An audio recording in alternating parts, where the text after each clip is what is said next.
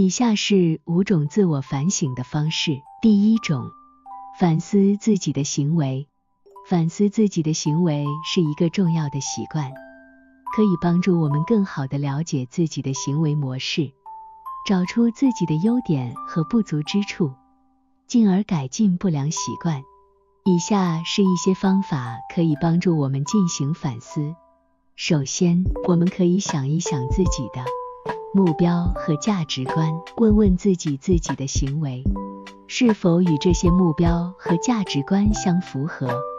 如果发现自己的行为偏离了目标和价值观，那就需要做出调整。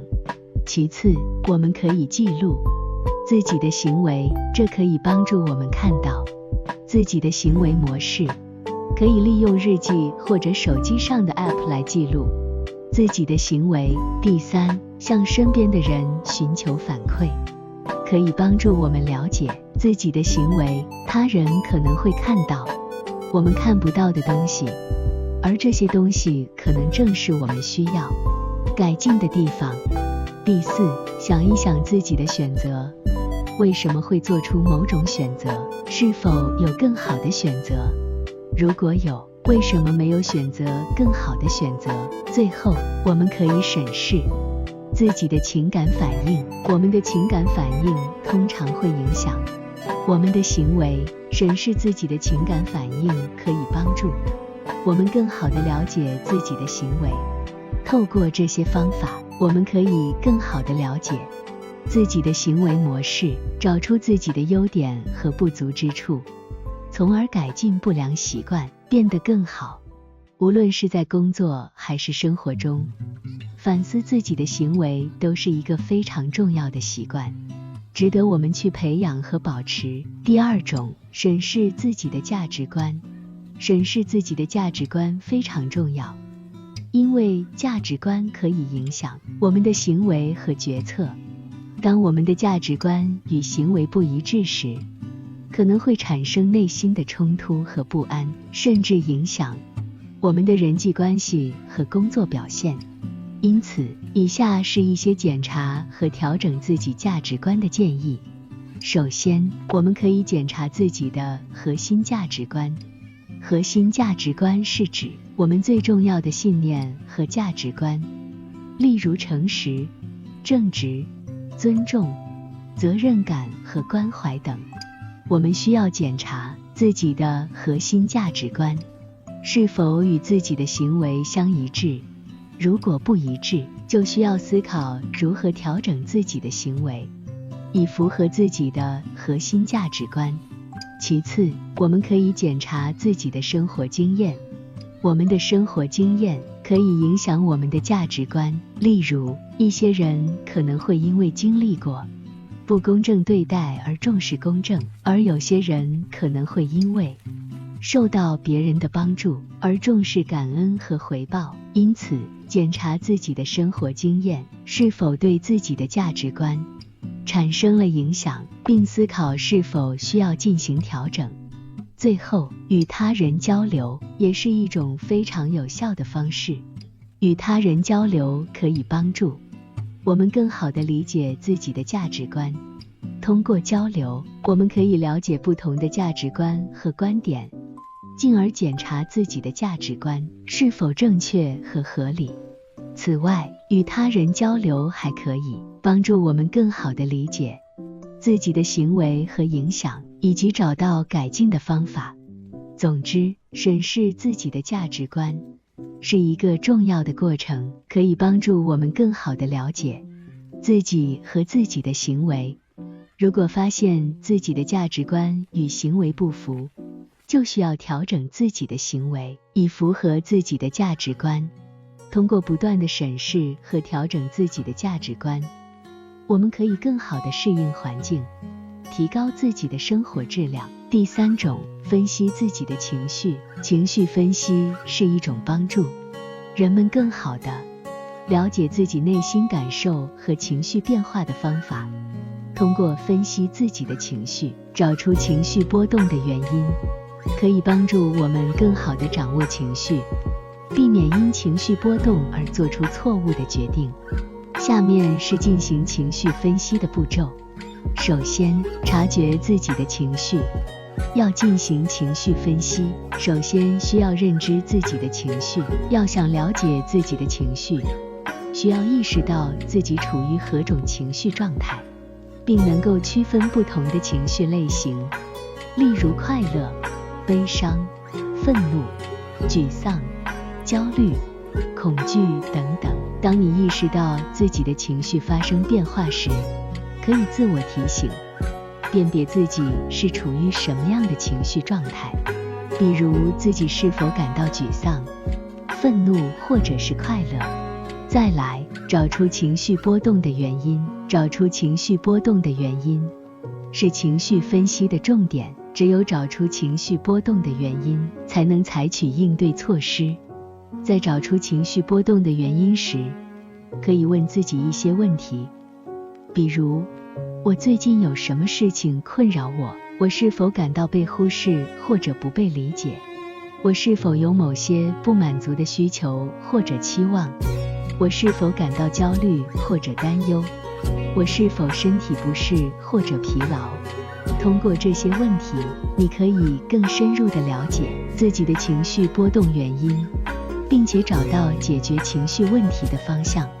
第三步，分析情绪波动的后果。情绪波动不仅对自己的情绪状态产生影响，还会对行为和决策产生影响。在情绪分析的过程中，需要分析情绪波动的后果，了解自己在情绪波动状态下做出的行为或决策是否合理，是否符合自己的期望和目标。如果情绪波动的后果不利于自己的发展，需要及时采取措施调整自己的情绪。第四步，采取应对措施。当你找到情绪波动的原因，并且分析了情绪波动的后果后，需要采取应对措施。这些措施可能包括调整自己的思维方式，改变自己的行为习惯，寻求帮助或者寻找解决问题的方法。具体应对措施可以根据个人情况进行选择。例如，对于负面情绪，可以通过运动、冥想、呼吸练习等方式来缓解情绪波动。对于紧张和焦虑的情绪，可以采用深度放松、缓慢深呼吸等方法来调节情绪。对于生活中的问题，可以采取积极的解决方法，例如和他人沟通、寻求专业帮助或者寻找相关资源等。需要注意的是，每个人的情况都是不同的，选择适合自己的应对措施非常重要。此外，情绪分析并不是一次性的过程，需要不断的重复和调整，才能更好地了解自己的情绪，找到问题的解决方案。总之，情绪分析可以帮助我们更好地了解自己的情绪，找出情绪波动的原因，分析情绪波动的后果，并采取应对措施。情绪分析并不是一次性的过程，需要不断的重复和调整，才能更好地掌握自己的情绪，避免因情绪波动而做出错误决策，从而更好地生活和工作。第四种，反省自己的沟通方式。良好的沟通技巧是成功的重要因素之一。无论是在个人还是职业生活中，我们都需要与他人进行有效的沟通，以达成共同的目标。然而，有时候我们的沟通方式可能有问题，这可能会导致误解、冲突和不必要的压力。因此，反省自己的沟通方式是一个非常重要的步骤，可帮助我们提高自己的沟通能力，并建立更好的关系。首先，我们需要审视自己的语言和语调。我们的语言和语调可以影响我们的沟通效果。如果我们表现得太过强硬、消极或负面，可能会导致对方感到不舒服或不愿意与我们交流。因此，我们应该试着改变自己的语言和语调，让他们更加积极和正面，这可以帮助我们与他人建立更好的关系，以及更有效地达成共同目标。其次，良好的沟通不仅仅是说话，更要倾听。练习聆听别人的意见和想法，并且积极回应，可以帮助我们更好地理解对方的立场和观点，这也可以帮助我们建立更好的关系。此外，当我们与他人交流时，及时提供反馈是非常重要的。当我们听到别人的意见或想法时，试着给予正面或建设性的反馈，这可以促进更有效的沟通，并帮助我们与他人建立更好的关系。第三，清晰表达是非常重要的。有时候，我们在表达自己的时候可能会变得含糊不清或者过于冗长，请试着简洁明了地表达自己的意见和想法，并使用具体的例子来支持自己的观点，这可以帮助我们更好地传达我们的想法和感受，并让对方更好地理解我们的立场。最后，了解对方的立场和观点非常重要，我们需要试着了解对方的背景、价值观和观点，以便更好地与他们进行沟通。如果我们能够理解对方的立场和观点，我们就能够更好地与他们建立关系，并更好地理解他们的需要和要求。如果发现自己的沟通方式有问题，就需要学习改进，这可以通过多种方式实现。例如，可以参加相关的培训课程或读书，以学习更好的沟通技巧。此外，可以通过观察他人的沟通方式来学习。如果我们能够注意到别人的沟通方式，并且发现他们的沟通方式比我们的更有效，那么我们可以试着学习他们的沟通技巧。总之，良好的沟通是成功的关键之一。如果我们能够反省自己的沟通方式，并学习改进，我们就可以建立更好的关系，并更有效地达成共同的目标。